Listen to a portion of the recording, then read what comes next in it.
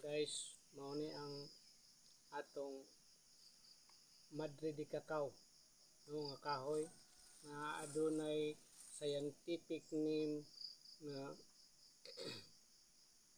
Gliricida cypium. Okay, ang gamit niining Madre de Cacao, tambal ni siya sa nagkalain-laing sakit sa panit sama sa kurikong, nuka-nuka, katol o samad.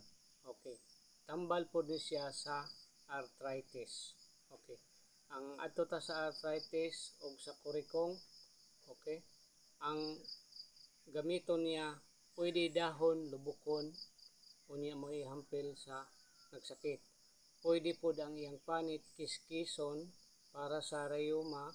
Pag humagkiskis imong ihampil dito sa nagsakit, unya imong banganan og nuog nga sa kanang elastic na may inat-inat nga nuog pwede ra.